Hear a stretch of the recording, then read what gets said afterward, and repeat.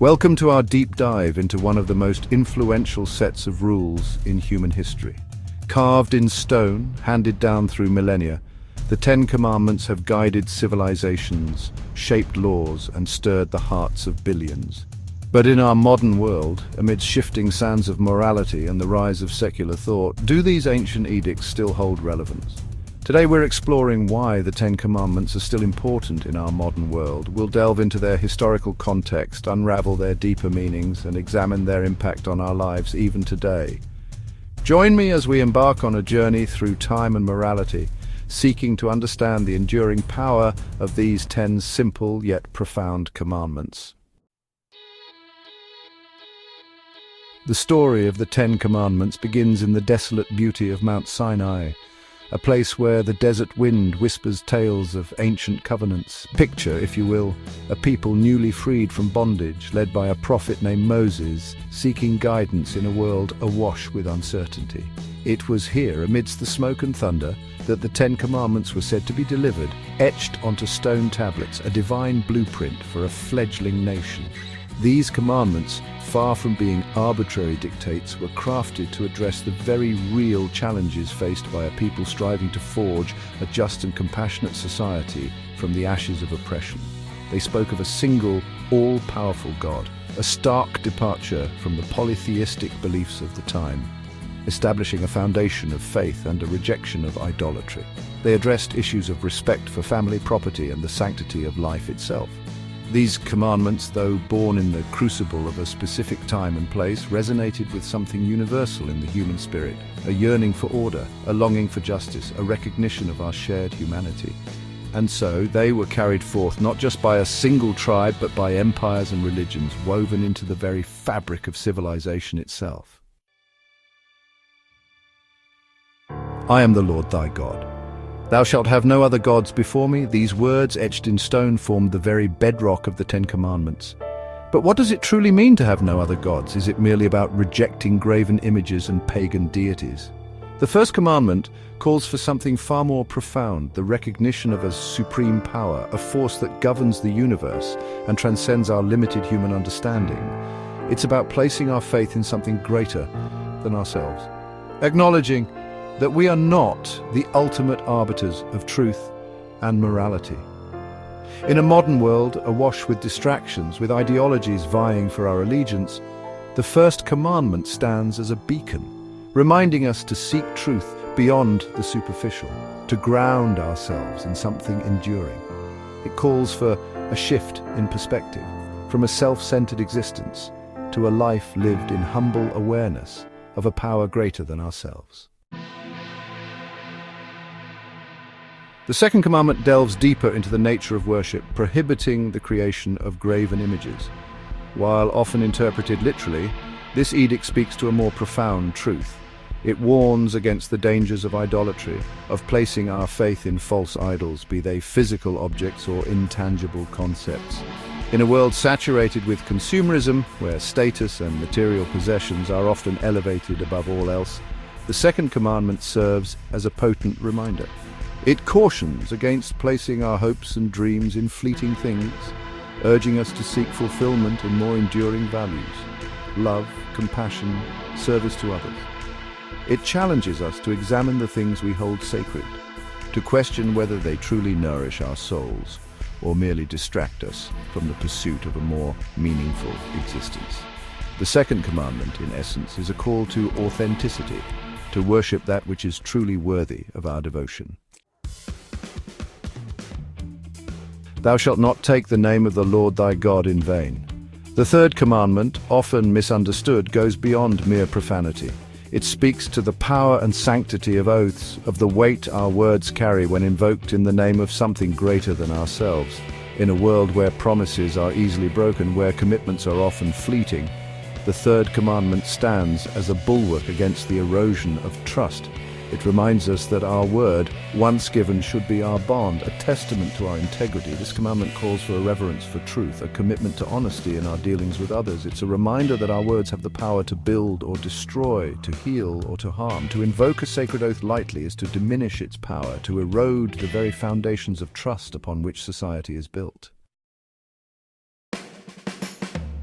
The fourth commandment, remember the Sabbath day to keep it holy, introduces a concept revolutionary for its time: the necessity of rest. In a world driven by relentless productivity, this ancient edict takes on a profound new meaning. It's a call to step away from the relentless pursuit of achievement, to carve out time for reflection, for connection with loved ones, for rejuvenation of the body and spirit. The Sabbath, in its purest form, is a sanctuary in time, a reminder that our worth is not solely measured by our output.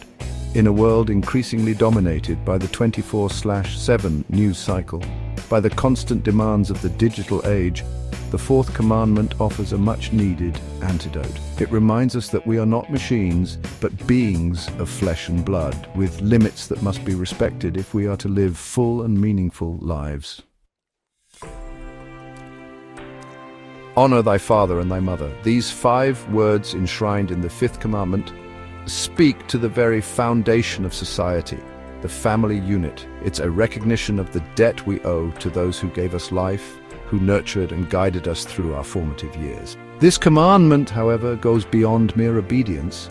It calls for respect, for empathy, for understanding the sacrifices made on our behalf.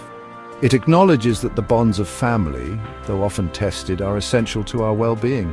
In a world where family structures are increasingly diverse, the fifth commandment reminds us of the importance of those who shape our lives.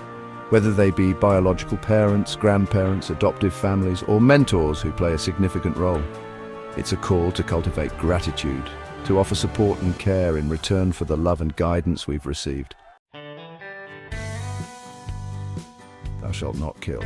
The sixth commandment stands as a stark and unambiguous statement about the sanctity of human life. It's a prohibition against the taking of another person's life, a recognition of the inherent worth and dignity possessed by every individual. This commandment, however, extends beyond the literal act of murder. It challenges us to examine all forms of violence, both physical and emotional, that diminish the human spirit.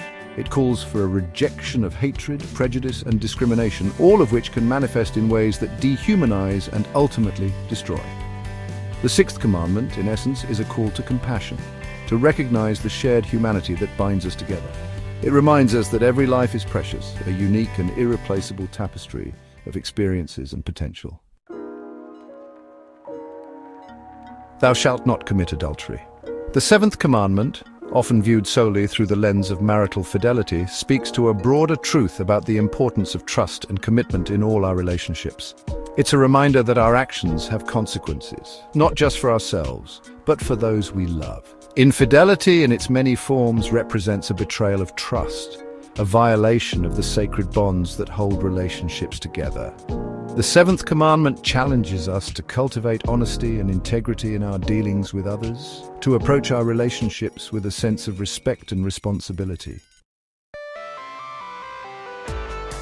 Thou shalt not steal. The eighth commandment, seemingly straightforward, speaks to a fundamental principle upon which society is built: the right to ownership and the importance of respecting the property of others.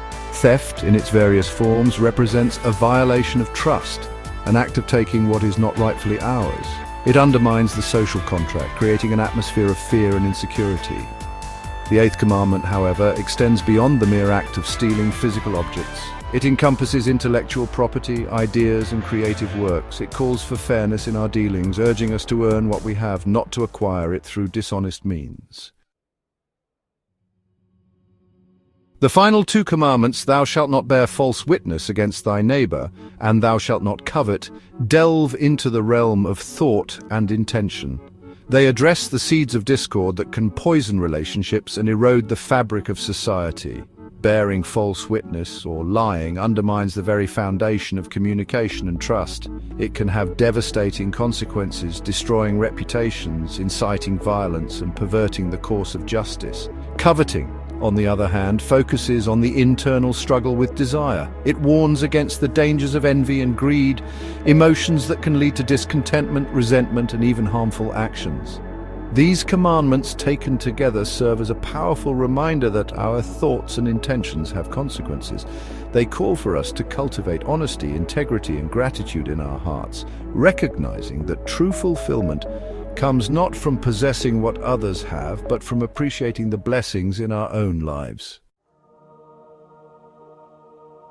Thanks for joining us on this journey through the Ten Commandments. We've explored their origins in the ancient world, delved into their deeper meanings, and examined their relevance in our modern lives. We hope this has given you a deeper understanding of their lasting significance.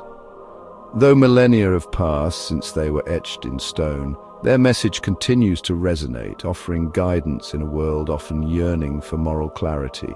Don't forget to like, share, and subscribe for more insightful content. And until next time, may we all strive to live lives worthy of the wisdom contained within these 10 timeless commandments.